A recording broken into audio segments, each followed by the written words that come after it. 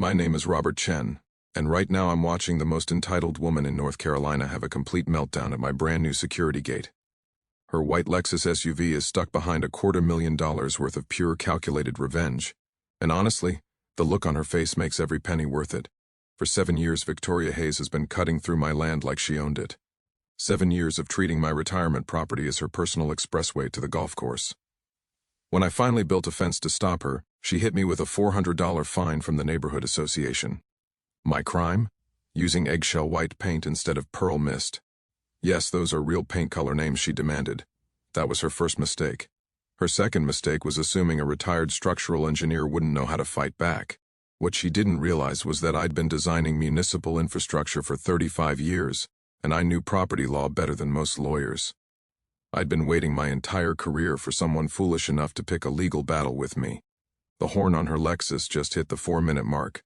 That's commitment. But here's what makes this perfect. She can honk until the end of time, and this gate will never open for her again.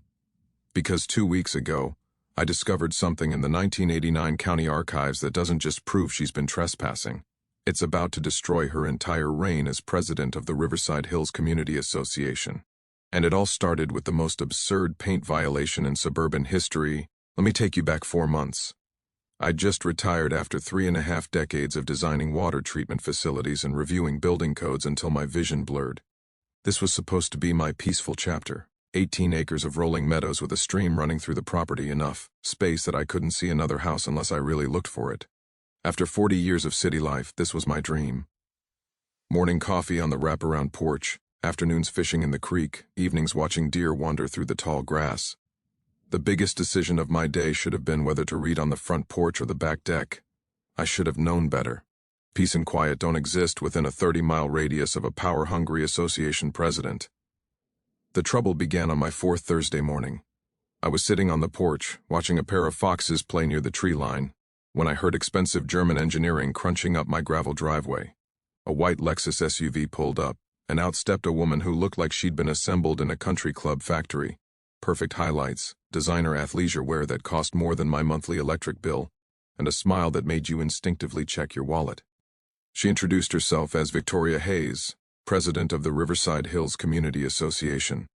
She welcomed me to the area with the enthusiasm of a telemarketer, which should have been my first warning. Because here's the thing, my property isn't in Riverside Hills. Never has been. My 18 acres existed a full 12 years before their subdivision was even planned. But apparently geography wasn't Victoria's strong suit, she explained, in that tone people use when they're being helpful but aren't, that there had been some concerns about my fence.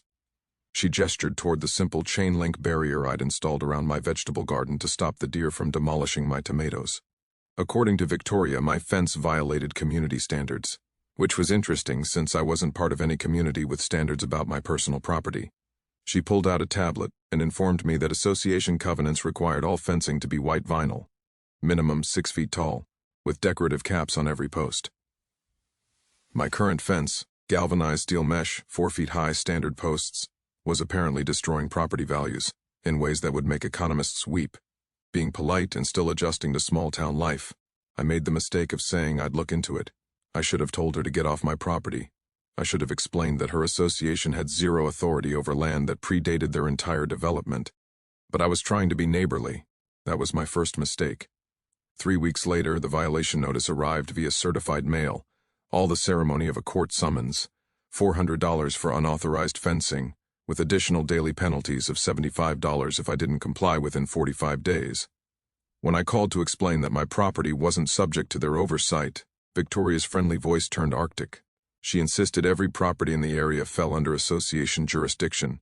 She suggested I was confused about my boundaries, which was rich coming from someone who apparently thought property law was optional. She offered to bring their surveyor to clear up my confusion. Like an idiot, I agreed. The next morning, Victoria arrived with a man carrying professional surveying equipment and an attitude that screamed hired gun. They spent 3 hours measuring, consulting maps, and having whispered conversations by their vehicles. Finally, Victoria marched up to my porch and announced that while my house sat outside their boundaries, my fence was actually on property under association jurisdiction. When I asked to see this miraculous survey proving my vegetable garden had teleported overnight, she couldn't produce any documentation. just kept insisting their professional analysis proved jurisdiction.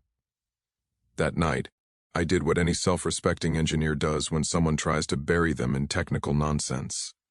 I drove to the county records office first thing the next morning and pulled every property document, survey, and legal filing dating back to 1989. What I found in those files didn't just prove Victoria was lying. It gave me the perfect weapon to end her 7-year crime spree and topple her suburban dictatorship forever. The county clerk's office smelled like old paper and broken dreams. But to me, it was better than opening presents on Christmas morning. I'd brought a thermos of coffee and settled in for what would be the most productive day of my retirement. I started with my deed from 1989, when the previous owner originally purchased these 18 acres. The boundaries were marked by stone monuments that were probably older than rock and roll. There wasn't a whisper of association covenants anywhere in the documentation. My land was clean, clear, and completely independent of any suburban dictator's authority. Then I pulled the Riverside Hills development records from 2001, 12 years after my property was already owned and occupied. The development boundaries stopped exactly at my eastern property line, no overlap whatsoever. But then I found something that made me sit up straight and grin like a lottery winner. Buried in the construction plans was a document that would end Victoria's morning routine forever. Temporary construction easement, Chen property, access route for Phase 2 development. Dated April 2002, with a crystal-clear expiration date of 24 months maximum. Phase 2 was completed in November 2003, according to the county's certificates, which meant this easement had been dead for exactly 20 years. 20 years of Victoria driving through my property every morning at 7:30, committing criminal trespass while lecturing me about compliance. The irony was so beautiful I actually laughed out loud, and the clerk gave me a concerned look. I kept digging. Every document made it better. Environmental studies showing they'd used my land as temporary construction access to avoid protected wetlands, with specific requirements to restore everything to natural conditions afterward. Restoration that never happened, because entitled people don't clean up their messes. Traffic studies proving the route was never intended as permanent access, just temporary convenience during construction. But the real masterpiece was in the Riverside Hills Charter itself. Article 9, Section 5, written by their own lawyers, the association shall maintain strict compliance with all county regulations and property law. Any violation of easement agreements or trespass upon non-member property shall result in immediate removal of board members and potential dissolution of association legal standing. Victoria had been violating her own association's founding document every single morning for 7 years. She'd been documenting her crimes with the precision of a Swiss watch. She'd just handed me the legal explosives to blow up her entire empire. And she had no idea what was coming. Driving home with 34 pages of legal dynamite in my passenger seat, I felt like a prospector who'd struck gold. I had everything I needed to destroy Victoria's routine and probably end her dictatorship. But as I turned into my driveway, something made me pause.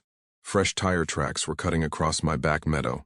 She'd trespassed again while I was documenting her crimes at the county office. That's when the engineer in me took over. I didn't just want to stop Victoria Hayes. I wanted to trap her so completely she'd never abuse anyone else's property rights again. Calling the sheriff about trespass would solve my immediate problem, but it wouldn't address what happens to the next person she targets. People like Victoria don't learn from warnings. They find new victims and new ways to flex their authority until someone with bigger guns shuts them down permanently. What I needed wasn't just a fence. I needed a strategy that would end her reign while protecting innocent residents who weren't part of her games. Those county documents weren't just evidence. They were blueprints for something much bigger. That association charter clause about automatic removal for property violations wasn't accidental. Smart lawyers had built in a nuclear option for exactly this situation. But detonating nuclear options requires strategic positioning to avoid collateral damage. I needed leverage that gave me complete control while offering Victoria a face-saving exit if she was smart enough to recognize checkmate. Something that benefited the entire community whether she chose cooperation or destruction. That's when I remembered the for sale sign on Highway 47 that I'd noticed driving to the courthouse. 65 acres of prime undeveloped land sitting right against my eastern boundary, controlling every deer trail, back road, and unofficial shortcut between Riverside Hills and civilization. The asking price was $250,000, steep for raw land, way outside any reasonable retirement budget. But I wasn't thinking about reasonable anymore. I was thinking about the most expensive chess move in North Carolina history, positioning myself to control every square on the board, while Victoria played checkers with her fake surveys and expired easements. That property would give me complete tactical superiority over someone who'd spent 7 years thinking she was untouchable. I pulled out my phone and called the realtor. Some games are worth whatever they cost to win. 2 hours later, I was standing on a ridge overlooking the most beautiful piece of strategic real estate in state history. The Morrison property wrapped around Riverside Hills like a tactical noose, controlling every trail and unofficial shortcut between the subdivision and the outside world.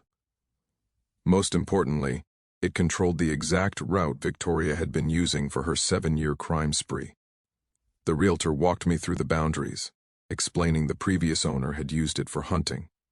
When I asked about the old trail cutting through the eastern section, she confirmed what I already knew. Not a real road, just abandoned construction access that should have been restored 2 decades ago. I told her I'd take it. Her clipboard hit the ground. She asked if I was seriously planning to buy $250,000 of raw land without sleeping on it or consulting anyone with financial sense. I explained I was a widower with excellent credit and a very specific use for strategic real estate, ending the criminal career of North Carolina's most entitled trespasser. The paperwork took 4 hours. Closing was scheduled for the following Friday, giving me exactly 12 days to build infrastructure that would make maximum security prisons look welcoming. I spent the next week and a half throwing retirement money at contractors like a drunk sailor. Anderson Fencing got the contract for 9-foot chain link around all 65 acres, with razor wire on top and industrial locks that could stop an armored vehicle. Precision Security designed a perimeter monitoring system with motion sensors and cameras that would make military bases jealous. Industrial signage produced 30 private property signs large enough to read from space. Every contractor asked about the timeline. I gave them all the same answer: money is no object, rush bonuses, whatever it takes to finish by next Friday. Some people spend their retirement on cruises. I was spending mine on the most satisfying property rights enforcement in American history. Friday morning, I sat in the attorney's office signing papers that would make me the owner of Victoria's worst nightmare. As I transferred enough money to buy a nice house into strategic superiority, my phone buzzed. The message was so perfect I actually laughed out loud. "Mr. Chen, this is Victoria Hayes. Your fence violations have escalated beyond acceptable limits. Meet me at your property line tomorrow at 8 a.m. sharp. This situation ends now." I showed the text to the attorney, who asked what was funny about a threat. I explained it wasn't a threat. It was a formal invitation to watch someone walk directly into the most expensive trap in state history. Saturday morning, 7:55. I was standing at my property line with coffee and 34 pages of legal ammunition, watching Victoria's Lexus approach like a heat-seeking missile. The engine shut off with expensive German precision and outstepped our suburban dictator. She wore what could only be described as battle gear, power suit that screamed money, designer heels completely wrong for grass, and a leather briefcase that probably cost more than my truck payment. Behind her emerged a nervous-looking man in pressed khakis carrying surveying equipment. I felt genuinely sorry for him. He had no idea he was about to become collateral damage. Victoria marched across my lawn with supreme confidence, the confidence of someone who'd never faced real opposition. Her heels punched perfect holes in my grass with each step. She stopped exactly 8 feet onto my property and announced we were going to resolve this fence situation like civilized adults who understood community standards.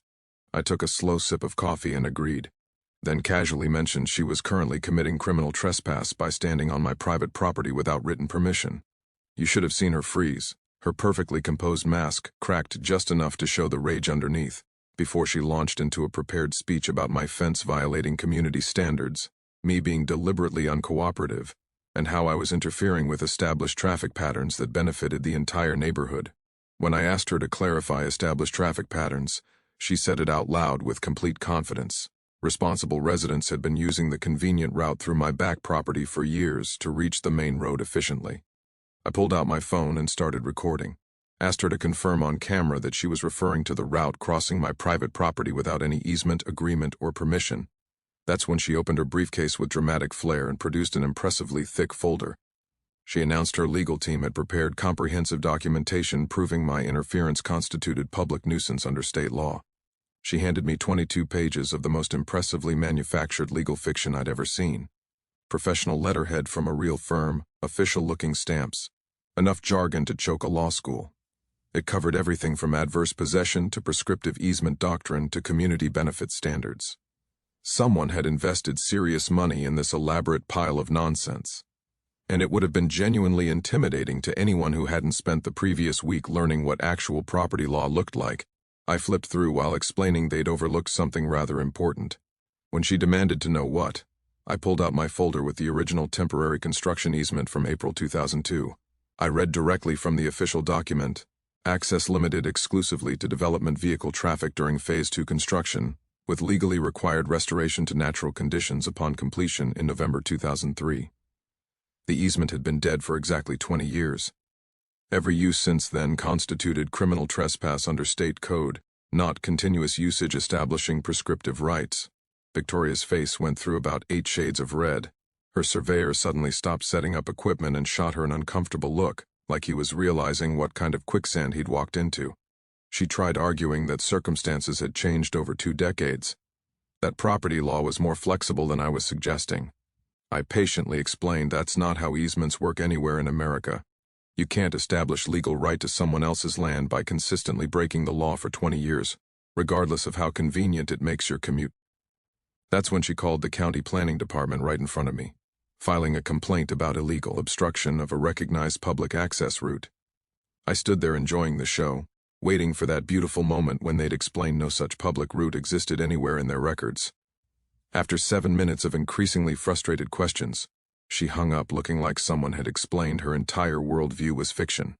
Her surveyor finished his measurements and walked over with the most uncomfortable expression I'd ever seen on a professional's face. He confirmed property lines were exactly as recorded, no legal access route anywhere. When Victoria suggested he document a prescriptive easement claim, he explained that would be criminal fraud, and he wasn't risking his license. That's when I detonated the nuclear bomb. I told her since she seemed so interested in property boundaries, she might want to know I'd closed on the Morrison property yesterday afternoon.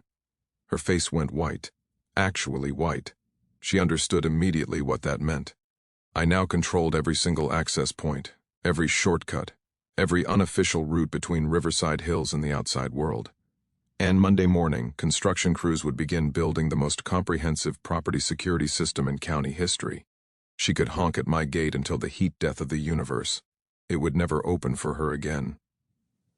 Monday morning, 3 contractor trucks rolled up to begin what locals would call the Great Fence Project of 2025.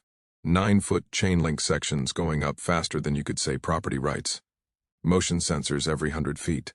Signs large enough to see from aircraft. By 9 a.m., industrial construction echoed across 65 acres, and I was having the time of my life. That's when Victoria made her first tactical error of the week, driving up and demanding to speak with whoever was in charge of this obvious code violation. The foreman politely explained all permits were filed and approved. All work was within legal boundaries, and she needed to move her car because it was blocking equipment on private land. Victoria's response was to call the county inspector, the sheriff, and apparently every regulatory agency in the state. What she discovered over 2 hours of frantic calls was that I'd filed every permit, met every code, documented every aspect with the thoroughness that comes from 35 years of engineering. Tuesday brought escalation. Fresh tire tracks across my original property proved Victoria was so desperate she'd started trespassing on a different section. The audacity was breathtaking. Like a bank robber hitting the same bank through the back door while police installed cameras at the front. I called the foreman and extended the fence to include my original boundary, one continuous 75-acre fortress of property rights. Wednesday, Victoria arrived with a different surveyor, claiming recent county records showed errors in boundaries and significant portions of my properties were actually part of Riverside Hills. She waved official-looking documents that would have been impressive if they weren't completely fake. Invited her surveyor to compare his documents with the certified copies from the clerk's office. His professional credibility evaporated faster than morning dew when he realized his client had hired him to validate fictional boundaries. He apologized, packed up, and drove away, leaving Victoria standing alone with her fabricated paperwork. Thursday escalated into complete meltdown when she showed up with bolt cutters and tried removing fence sections she claimed were on association property. The foreman called the sheriff while I documented everything. Deputy Martinez arrived and explained that destroying someone's fence on their private property was criminal mischief, regardless of whatever imaginary rights she thought she had. The look on her face when he asked if she wanted to be arrested or leave peacefully was priceless. She chose to leave, but not before screaming about expensive lawyers and federal violations. Friday brought the finale. Victoria arrived with a moving truck and 2 hired men. Her brilliant plan was to physically relocate fence sections to create her personal access route. I watched from my kitchen as these guys unloaded shovels and crowbars, while Victoria directed them like a suburban general. That's when I made a call that would change everything. I dialed my attorney, Amanda Foster, and explained the situation. She asked if I had documentation. I said I had video that would make prosecutors weep with joy. She said she'd be right over with paperwork to end this permanently, and she might want to bring a camera crew because this was about to become the most educational property law demonstration in state history. Amanda arrived like she was responding to a 5-alarm fire. She took one look at Victoria, directing hired labor to dismantle my fence, and started laughing so hard I thought she needed medical attention. Within 30 minutes, Amanda had documented everything, taken statements, collected evidence, and explained to Victoria's hired muscle they were committing felony destruction on camera. The workers dropped their tools and disappeared. Amanda introduced herself as my legal counsel and suggested Victoria contact her own attorney because what she was doing constituted multiple felonies. Victoria's response was to claim she was exercising legitimate association authority and any interference would result in federal lawsuits. That's when Amanda made a call to an investigative journalist named Rachel Stone, who specialized in suburban corruption. She explained she had documentation of a 7-year trespassing pattern combined with attempted property destruction by an elected official. Rachel said she'd be there in 3 hours with a camera crew. The news story that aired was a masterpiece, association president accused of chronic trespassing. Rachel had pulled county records, interviewed legal experts, and presented the whole thing as a cautionary tale about what happens when elected officials think authority means immunity. But the beautiful part came when my phone started ringing with calls from other Riverside Hills residents who'd been watching the news. They wanted to share their own stories about Victoria's creative interpretations of authority. Apparently, my fence dispute had opened floodgates. Financial irregularities, vote manipulation, selective enforcement that benefited Victoria's friends while punishing questioners. Within days, the State Oversight Commission announced they were launching a formal investigation. Victoria's 7-year reign was about to face official scrutiny that would make my fence project look minor. The investigation uncovered financial mismanagement totaling over $300,000, community funds diverted to personal accounts, contractor kickbacks, insurance fraud. Criminal charges were filed. The association's legal standing was suspended.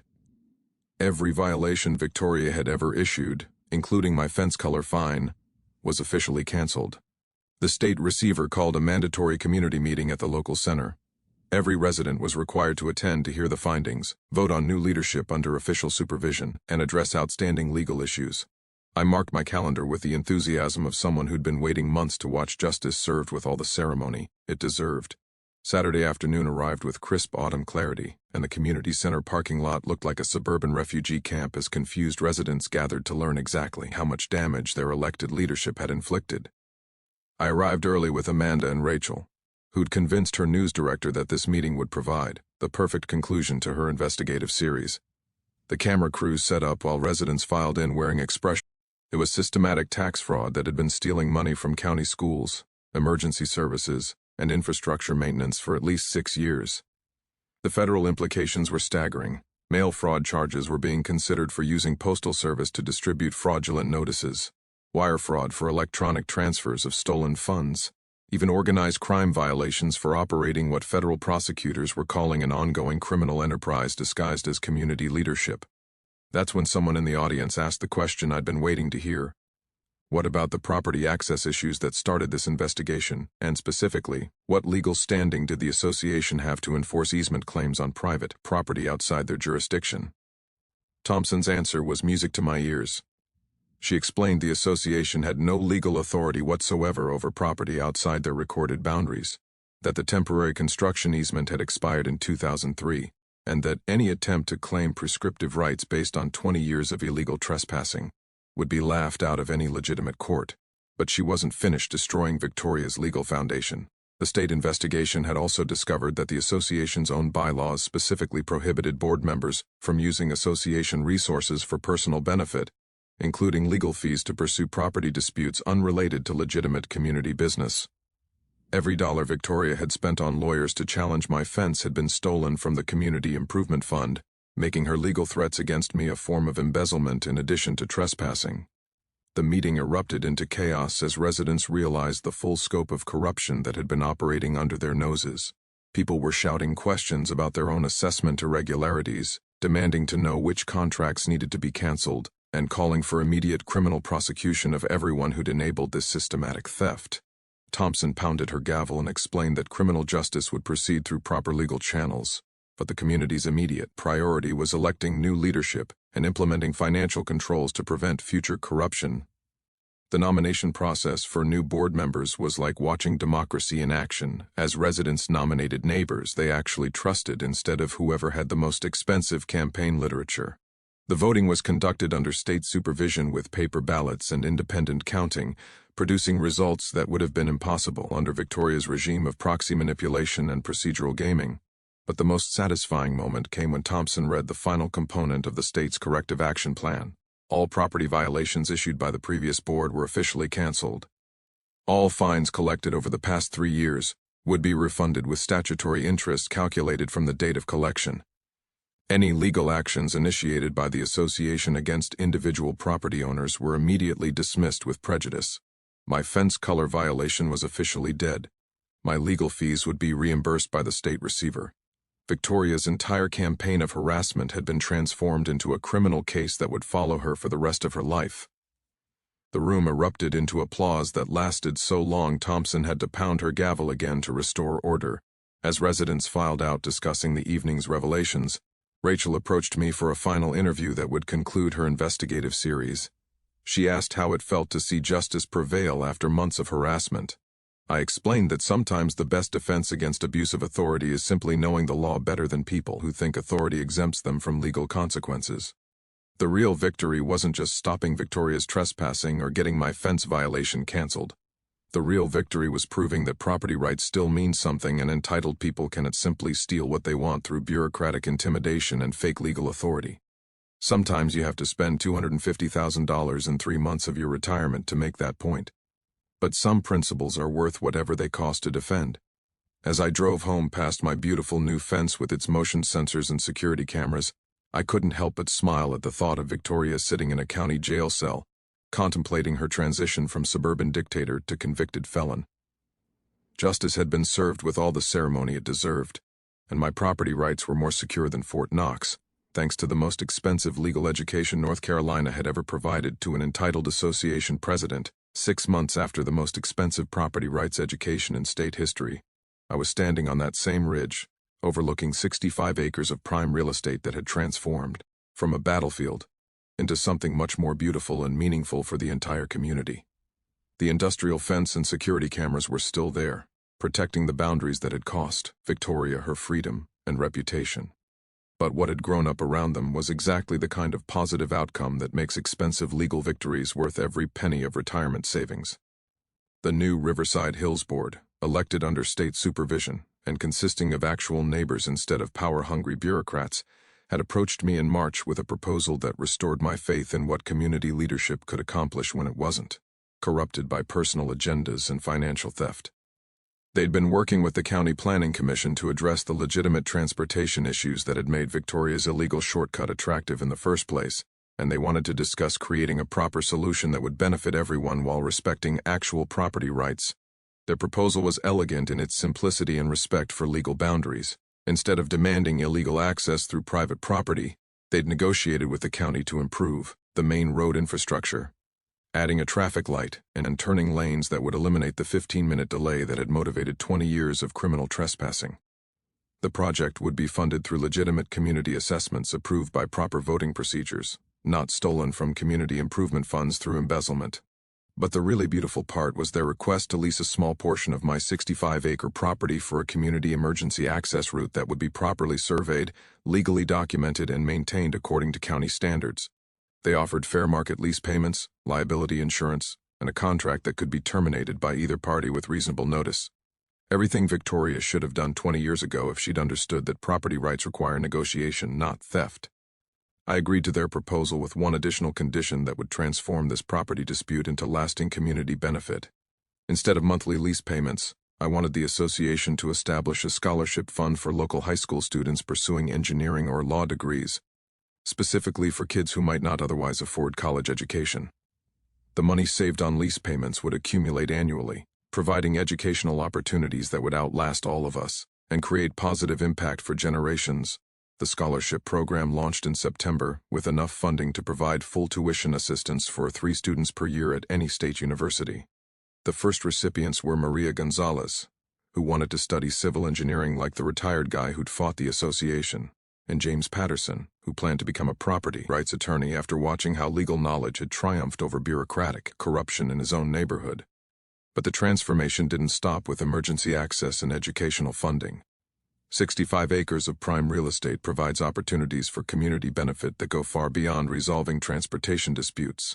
Working with the County Parks Department and environmental conservation groups, we developed a comprehensive land use plan that would preserve natural habitat while creating recreational opportunities for families throughout the region.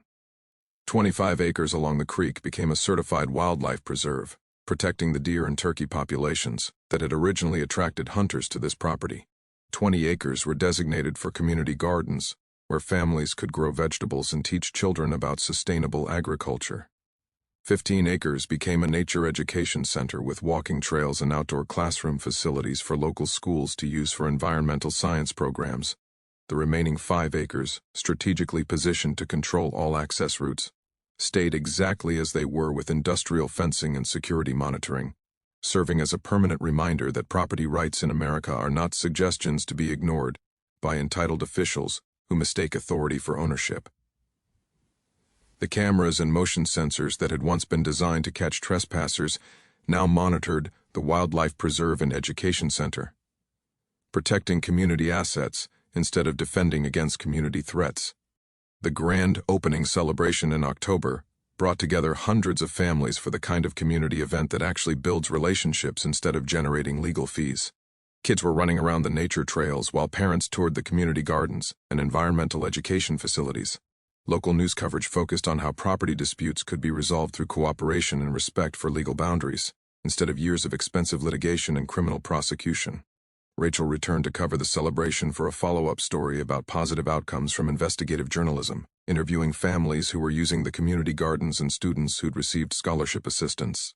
Her final report emphasized how understanding property law and standing up to corruption could create lasting benefits that strengthened entire communities instead of just resolving individual disputes. As the sun set over the most expensive and most satisfying real estate investment of my retirement, I couldn't help but think about Victoria serving her 20-month sentence in federal prison for tax fraud and embezzlement. Sometimes justice requires patience, substantial financial investment, and willingness to fight entitled people who think authority exempts them from legal consequences. But the results can transform entire communities in ways that last generations. 1 year later, I'm sitting on my back porch with morning coffee watching kids from the environmental education program, learning about wildlife conservation, where Victoria used to commit her daily crimes against property rights. The irony is beautiful in ways I never imagined when this adventure started with a ridiculous fine for the wrong shade of white paint. The scholarship fund now supports 5 students annually, with Maria sending updates from engineering school and James interning at Amanda's law firm. Community gardens produce enough vegetables for the local food bank.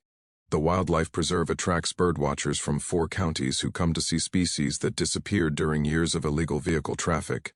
Victoria was released from federal prison last month and moved to Florida, apparently deciding North Carolina property law was too complicated for someone with her flexible relationship to legal boundaries. The new association board sends Christmas cards and meeting invites, a refreshing change from violation notices for exercising constitutional rights. The best part is watching families enjoy facilities that exist because sometimes you must spend retirement savings proving entitled people can't steal through bureaucratic intimidation. Property rights in America still mean something, but only when people defend them with knowledge, patience, and occasionally expensive legal education for suburban dictators. Have you ever dealt with an association president who thought authority meant immunity from law? Sometimes the best stories come from ordinary people who refuse to let bureaucrats steal their rights. That's all for today. If watching justice serve itself made your day, make sure you share your thoughts and stay tuned for more stories about ordinary people standing up to extraordinary corruption.